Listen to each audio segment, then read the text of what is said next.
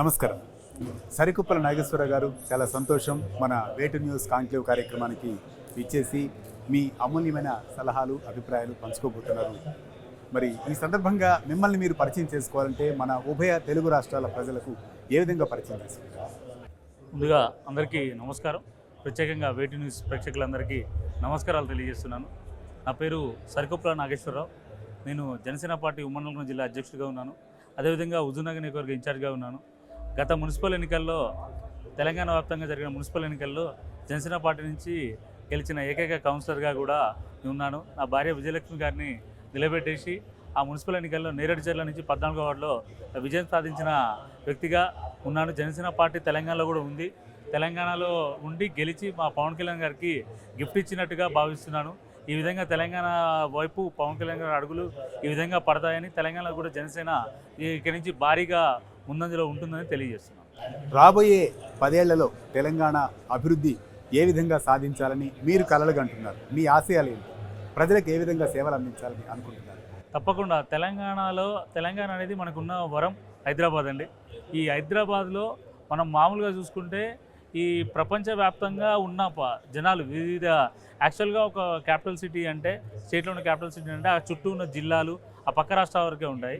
కానీ కట్ చేస్తే మన హైదరాబాద్లో ఏ విధంగా ఉంటుందంటే వివిధ దేశాల నుంచి కూడా, ఈ ఫర్ ఎగ్జాంపుల్ తీసుకుంటే రకరకాల దేశాలు, సౌత్ ఆఫ్రికా వాళ్ళు, కెనడా వాళ్ళు, నైజీరియా వాళ్ళు, ఇప్పుడున్న మనకున్న సాఫ్ట్వేర్ కంపెనీస్ వల్ల బయట నుంచి దేశాల వాళ్ళు కూడా ఇక్కడ వచ్చి ఉండి కొన్ని ఏరియాలకు వెళ్తే మనము హైదరాబాద్లోనే ఉన్నామా, ఇండియాలోనే ఉన్నామా అనే ఫీలింగ్ కూడా కలిగేటట్టు మన తెలంగాణ అభివృద్ధి చెందింది. కాబట్టి రాబోయే రోజుల్లో ప్రపంచవ్యాప్తంగా ఉన్న టాప్ 5 సిటీస్లో ఏది ఉందో అందులో కూడా ఖచ్చితంగా హైదరాబాద్ ఆల్రెడీ ఇప్పుడు అడుగులు ఆ విధంగా పడుతున్నాయి. ఇప్పుడు రాబోయే రోజుల్లో 1-2 స్థానంలోనే, అమెరికా తర్వాత స్థానంలో హైదరాబాద్ ఖచ్చితంగా ఉంటుందని నాకు గట్టి నమ్మకం తెలియజేస్తున్నాను. గట్టి నమ్మకంగా చెప్తున్నాను. మీరు మామూలుగా మీకు ఒక టార్గెట్ అంటూ ఉంటుంది కదా, తెలంగాణ ప్రజలకు, మన ఏరియాలో ఉన్నటువంటి వాళ్ళకు ఏ సర్వీసెస్ మీరు చేయాలని అనుకుంటున్నారు? నేను తెలంగాణలో యాక్చువల్గా ఎప్పుడైనా మన ఏదైనా ఒక ప్రాంతం అభివృద్ధి చెందితే ఆ అభివృద్ధి వల్ల ఎన్నో అడ్డంకులు అనేవి తొలగిపోతుంటాయి.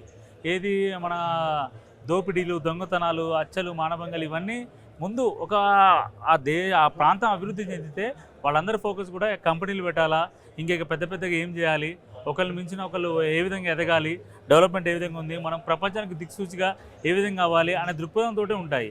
ఈ డెవలప్మెంట్ వల్ల ఇవన్నీ తగ్గుతాయి.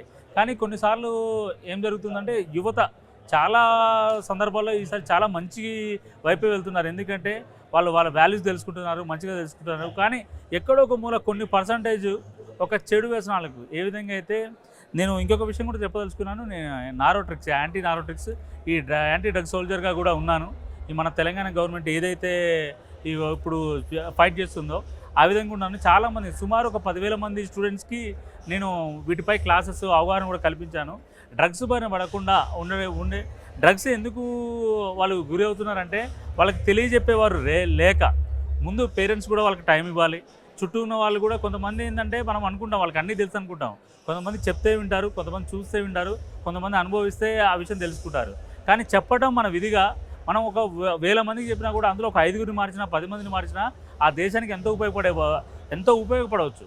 దెబ్బతిన్న వారే రాబోయే రోజుల్లో వాళ్ళే ఒక కలెక్టర్ కావచ్చు, ఒక ఎమ్మెల్యే కావచ్చు, సీఎం కావచ్చు, పెద్ద CEO కావచ్చు, ఏదైనా కావచ్చు. కాకపోతే నా వంతుగా ఈ అవేర్నెస్ ఇవ్వడానికి నేను యాంటీ డ్రగ్స్కి సంబంధించి పిల్లల అవేర్నెస్ ఇస్తూ కూడా ఆ విధంగా కూడా సమాజానికి నా వంతుగా తోడ్పడుతున్నానని తెలియజేస్తున్నాను. సో ఇప్పుడు మాదక ద్రవ్యాలు ఏ విధంగా నిరోధించాలి పబ్లిక్లో, ముఖ్యంగా విద్యార్థులు, యువతకి అనేసి అనుకుంటున్నారు కదా, దీనికి కేవలం మన కొన్ని స్కూల్స్కు వెళ్ళడం, అట్లా క్యాంపెయిన్ చేయడం కాకుండా మ్యాసివ్గా, అంటే విస్తృత స్థాయిలో మీడియా పరంగా మీరు ఒక మార్గాన్ని ఎంచుకొని వెళ్ళినట్లయితే చాలా ఫలప్రదంగా ఉంటుందని వేటు న్యూస్ కాంక్లేవ్ సందర్భంగా మేము అభిలషిస్తూ ఉన్నాము.